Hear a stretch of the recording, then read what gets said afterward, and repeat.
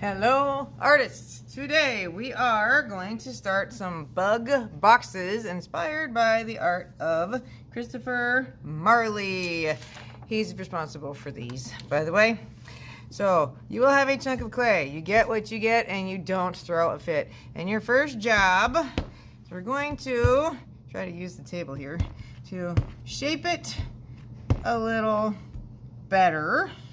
We do not want it to be a pancake. We are trying to make things a little bit more evened up before we get started. If you have big valleys like that, you can always try to smooth them over. If you have corners, we need to round those off because the bugs don't have, most of them don't have corners. A couple of them do. Okay, once you have it kind of rounded off a little bit better, we need to shape a little more. Part of that may have to be with your hands to try to make it look a little more like a beetle, because all of these are examples of beetles. We're not worried about the head that sticks out right now on top. That's something that we can add down the road. I want my beetle to be a little more rounded on the top. So I'm going to roll on the table a little bit more and blend.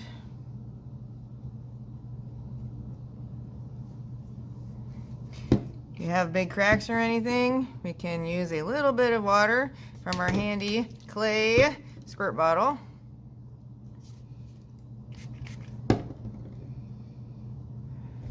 Don't get carried away, because then we end up with mud.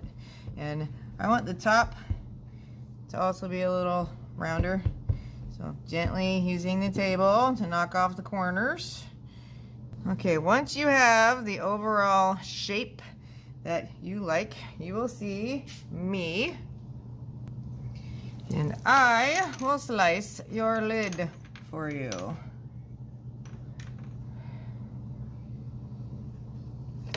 And pick it up, set it down, don't turn it around or flip it or anything weird. We need to remember which side is the top on your box.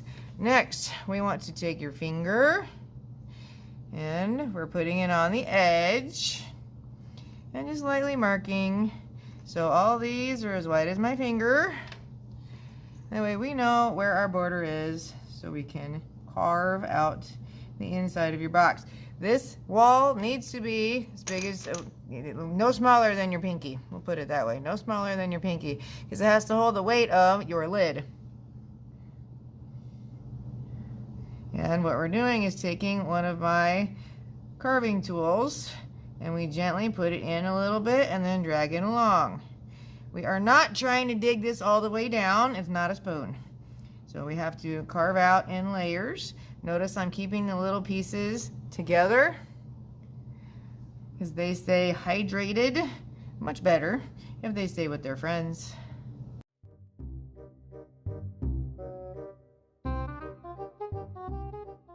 And kids always ask, how deep do I carve? Well, we want it deep enough that you can put things inside your box, but not so deep that the bottom is extremely wiggly.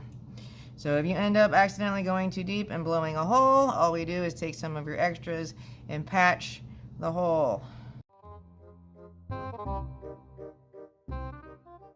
So I've carved down. Mine isn't too wiggly on the bottom. I definitely don't see daylight.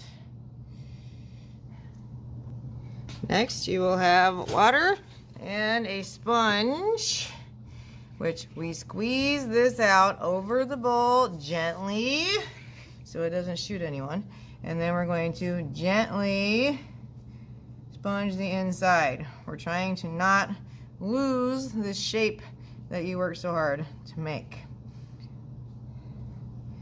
Once it is sponged and the inside is all pretty, then we need to check the shape and make sure you didn't lose it. So notice I didn't turn this around. I didn't turn this around. So I'm going to pick it up and set it down. If these are off, if they don't match up, you take the bottom one and push it back. Do not flatten the top to make it match. And then for cleanup, because this will be continued later.